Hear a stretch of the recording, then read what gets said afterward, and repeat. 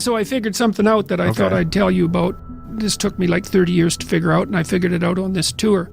So there's this old idea, you know, that you have to rescue your father from the belly of the whale, right? From some monster that's deep in the abyss. You see that in Pinocchio, for example, but it's a very common idea.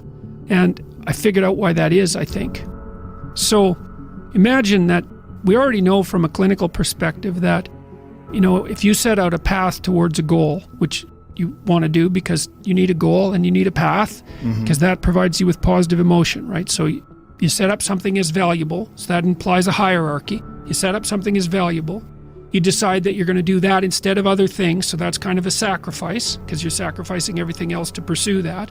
And then you experience a fair bit of positive emotion and meaning as you watch yourself move towards the goal. And so the implication of that is the better the goal, the more full and rich your experience is going to be when you pursue it. So that's one of the reasons that's one of the reasons for developing a vision and for fleshing yourself out philosophically, because you want to aim at the highest goal that you can manage.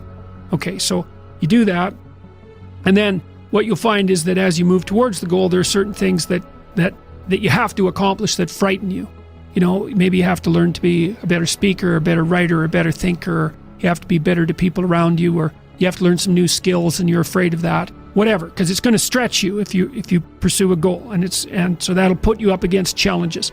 Okay, so all the clinical data indicates, well, the opposite of safe spaces, as Jonathan Haidt has been pointing out, that what you want to do when you identify something that someone is avoiding, that they need to do because they're afraid, you have them voluntarily confront it. And so you break it down. What you try to do, if you're a behavior therapist, is you break down the thing they're avoiding into smaller and smaller pieces until you find a piece that's small enough so they'll do it. And it doesn't really matter, as long as they start it, you know, then they can put the next piece on and the next piece. And what happens is they don't get less afraid, exactly, they get braver.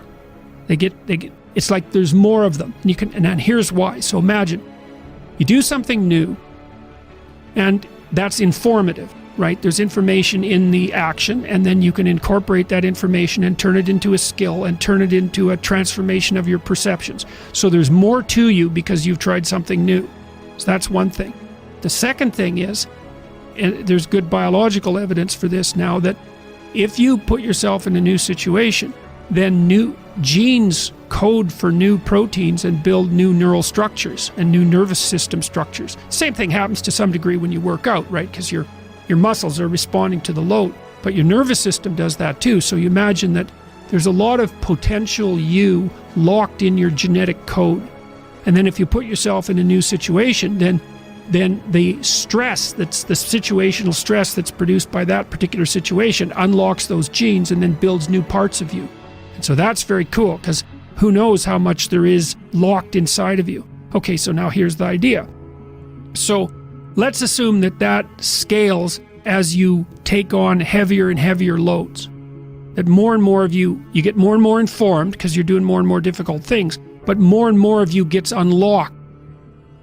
And so then what that would imply is that if you got to the point where you could look at the darkest things, so that would be the abyss, right? That would be the deepest abyss. If you could look at the harshest things, like the most brutal parts of the suffering of the world and the malevolence of people and society, if you could look at that straight and directly, that would turn you on maximally.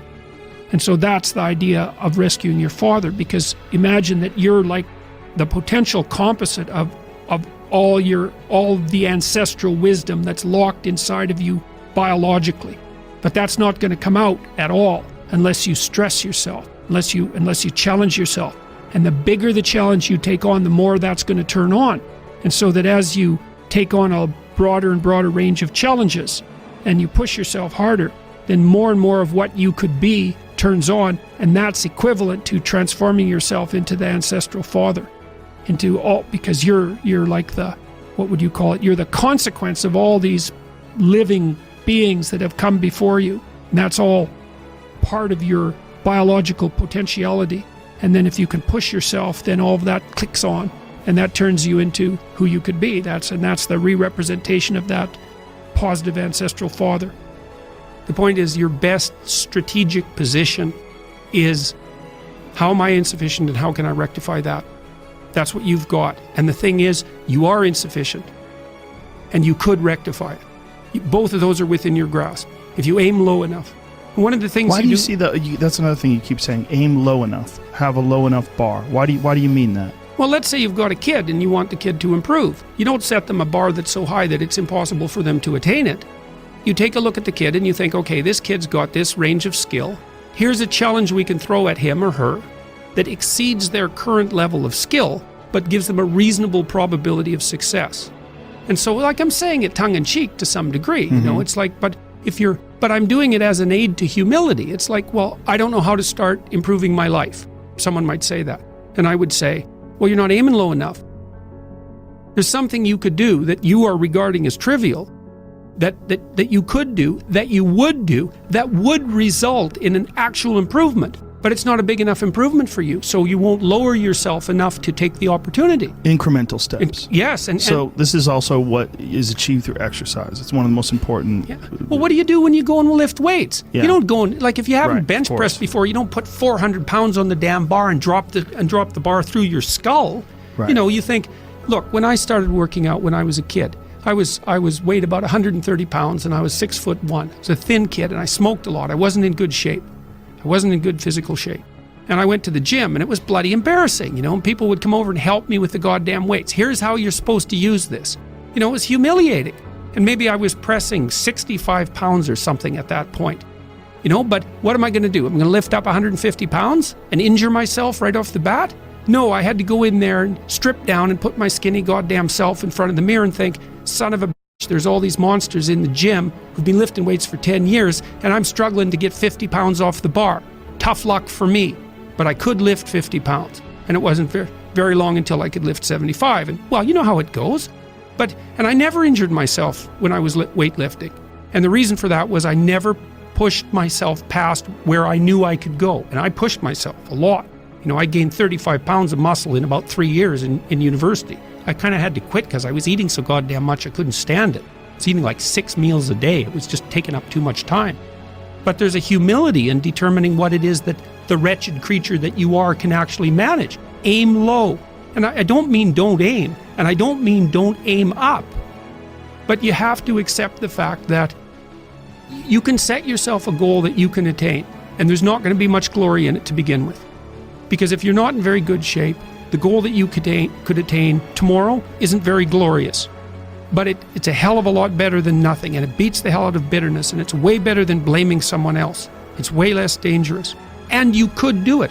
And what's cool about it, there's a statement in the New Testament. It's called the Matthew Principle, and economists use it to describe how the economy in the world works. To those who have everything, more will be given. From those who have nothing, everything will be taken. It's like what's very pessimistic in some sense, because it means that as you start to fail, you fail more and more rapidly. But it also means that as you start to succeed, you succeed more and more rapidly. And so you take an incremental step and, well, now you can lift 55 pounds instead of 52.5 pounds. You think, well, what the hell's that? It's like, it's one step on a very long journey. And so it starts to compound on you. So a small step today puts you in a position to take a slightly bigger step the next day. And then that puts you in a position to take a slightly bigger step the next day. And you do that for 2 or 3 years, man, you're starting to stride.